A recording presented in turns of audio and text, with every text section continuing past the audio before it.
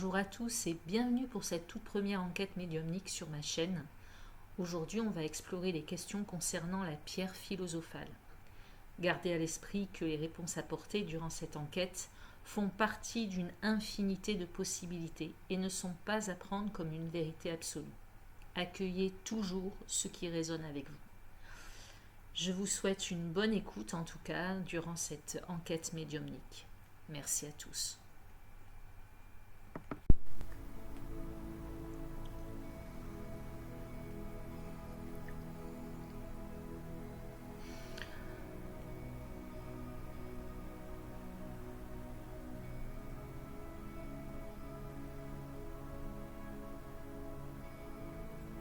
Alors pour moi, ce que je perçois en premier lieu,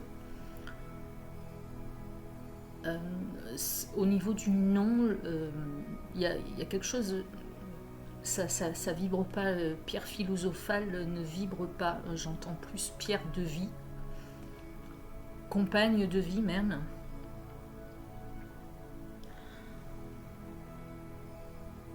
Pierre alchimique.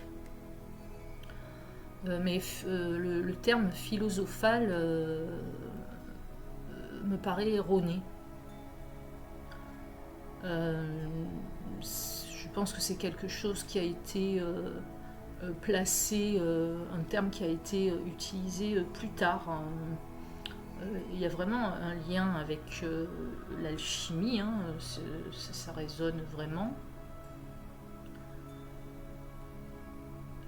Et ce que je perçois aussi, c'est que c'est comme des tentatives de création de pierres de vie. Il n'y a pas qu'une seule. Je vois plusieurs pierres en plusieurs matériaux. Et il y a comme des tentatives d'alchimisation, de manipulation sur ces pierres, sur ces matériaux, comme pour y inclure une propriété de guérison.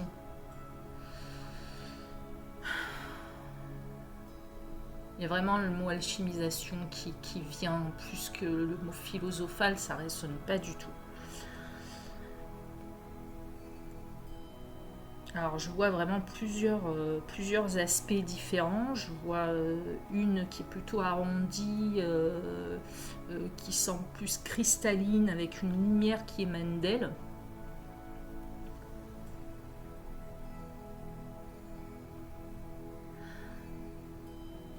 Le sentiment même que c'est peut-être pas un matériau terrestre, ou peut-être intraterre.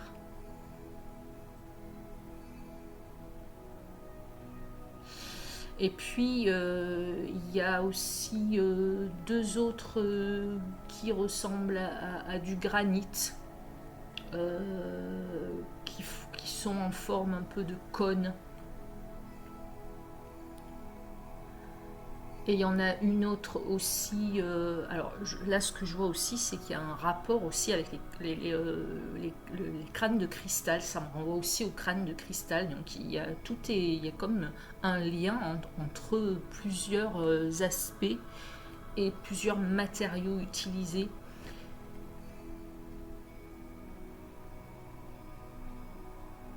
Et je vois aussi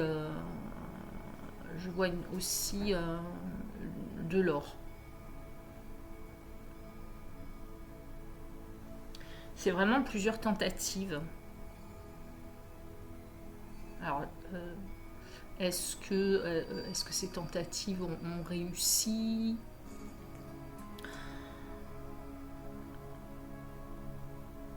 Il y a beaucoup d'échecs. mais celle qui vraiment ressort du lot, je vois vraiment cette sphère un peu cristalline et lumineuse qui sort un peu du lot.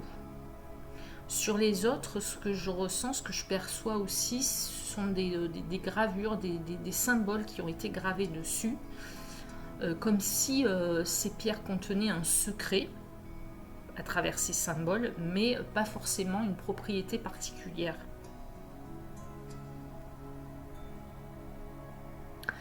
Et je vois un crâne de cristal, alors de ce que je ressens, c'est du quartz rose, qui a aussi quelque chose de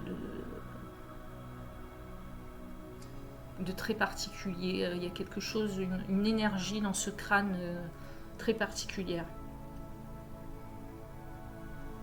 Le lien, c'est l'alchimie.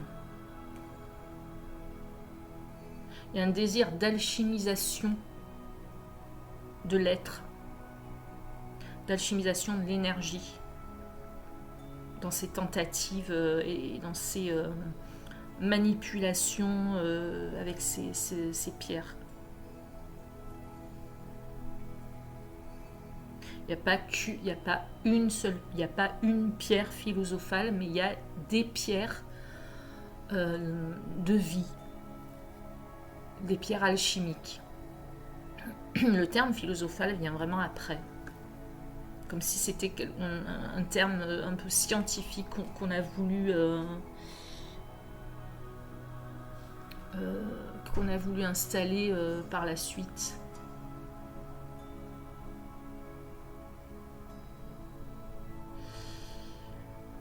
Alors, est-ce qu'elles sont toujours là, ces pierres? Est-ce qu'elles ont été... je sens que pour la plupart, elles ont été perdues ou détruites, brisées. Il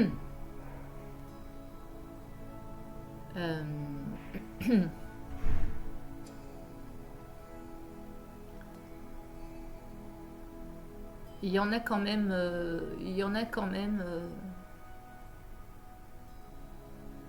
deux ou trois qui sont encore présentes. Je ressens encore leur énergie, dont la sphère cristalline et le crâne de cristal sont toujours là. Et une autre en granit qui ressemble à... Alors c'est pas un cône, c'est comme un comment expliquer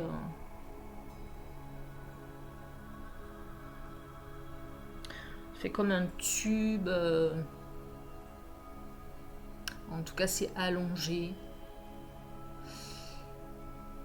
mais c'est bizarre parce que je ressens qu'il y a des parties qui sont amovibles.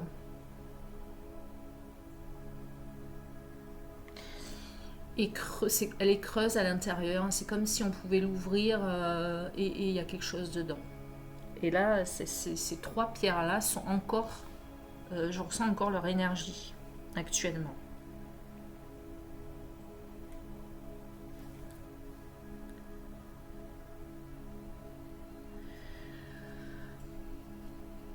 Alors la pierre cristalline, il y a vraiment quelque chose, une propriété qui en fait une pierre de guérison.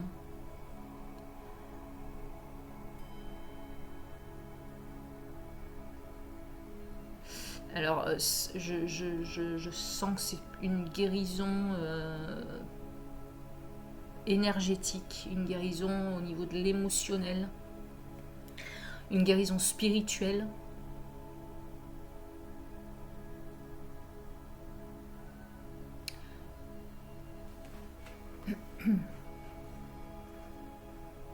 Je vois vraiment un alchimiste qui tient cette pierre dans la main, qui l'observe, qui l'étudie.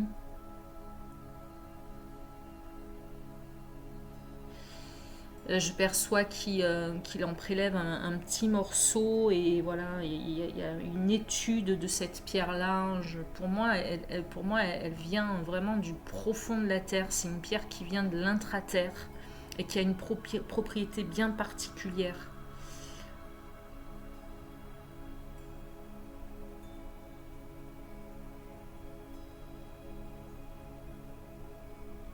Elle a une très très haute vibration. C'est vraiment celle qui se rapproche le plus de ce qu'on pense être la pierre philosophale. Encore une fois, le terme me paraît erroné.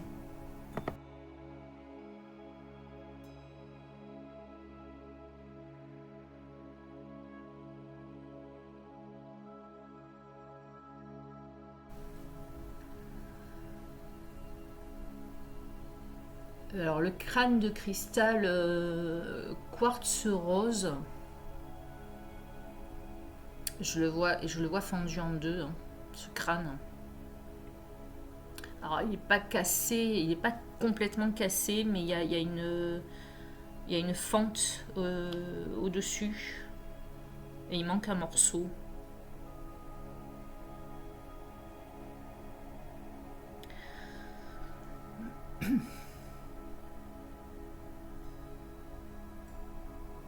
Il y avait ce crâne de cristal en quartz rose avait une très très très très haute vibration également.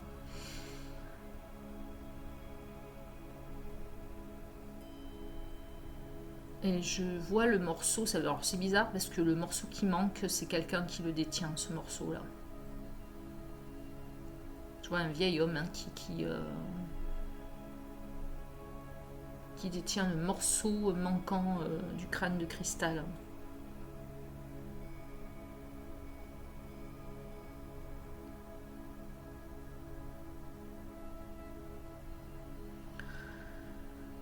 Et si je me tourne vers celle en granit qui s'ouvre, alors je vois vraiment quelque chose à l'intérieur, hein, je vois vraiment, alors je vois un parchemin, hein, euh, avec des écritures dessus, mais ça me fait comme l'effet de code.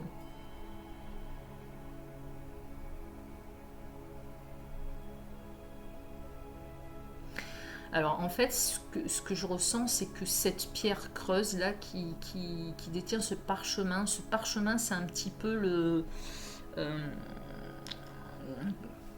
les secrets euh, de ce qui a été découvert par rapport aux deux autres pierres, c'est-à-dire le crâne de cristal et la pierre ronde cristalline, ce qui se rapproche le plus de la pierre philosophale.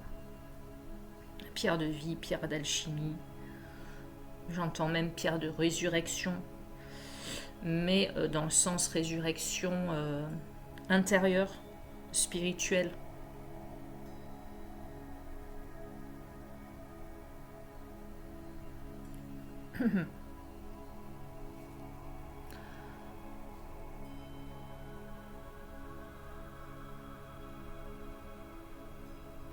J'ai le sentiment que cette pierre est retournée à l'intraterre.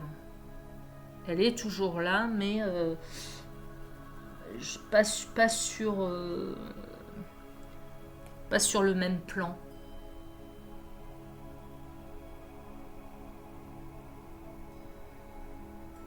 C'est comme si elle était là sur le plan énergétique.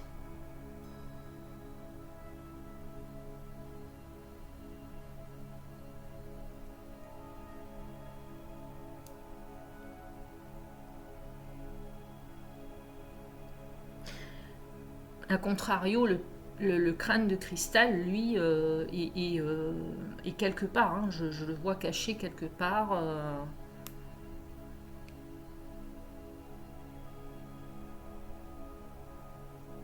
Il est bien là. Hein. Il y a un lien entre ces deux, et ces trois même, hein,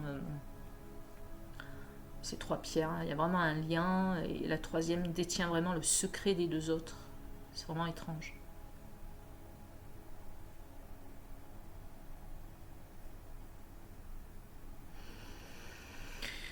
Ce que je ressens, c'est qu'on a vraiment la possibilité de faire appel à l'énergie de la pierre de vie. Alors, le mot pierre de résurrection résonne vraiment mieux que pierre philosophale. Pierre de vie aussi. Donc on peut se connecter à cette pierre, on peut faire appel aux propriétés de cette pierre, énergétiquement parlant, pour en recevoir un peu les bienfaits. Encore une fois, c'est une guérison, c'est une alchimisation de l'être, c'est une guérison spirituelle, c'est une guérison émotionnelle. Il n'y a pas de guérison... je ressens pas une guérison physique, du corps physique, mais c'est vraiment sur un plan énergétique et spirituel et émotionnel. Il y a vraiment cette possibilité de faire appel à cette pierre de résurrection.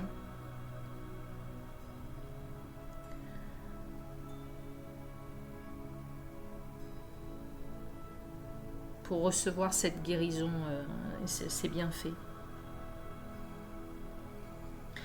Et le crâne de cristal, le fait qu'il y ait cette fente au-dessus, je vois vraiment qu'il est fendu au-dessus et qu'il manque un bout. C'est comme si ça lui a fait un peu perdre de son énergie. Je la sens au repos, vraiment. Elle est perdue, ce crâne-là est perdu. Mais perdu pas pour rien, parce que...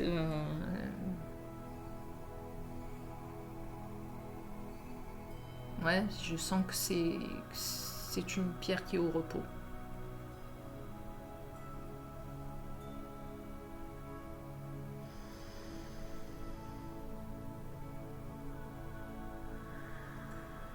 Je pense que j'ai fait le tour de la question.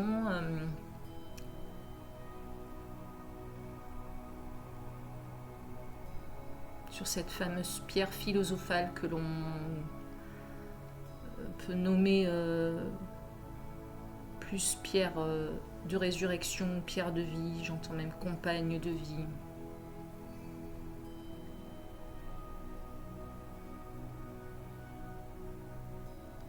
Un très fort lien alchimique en tout cas.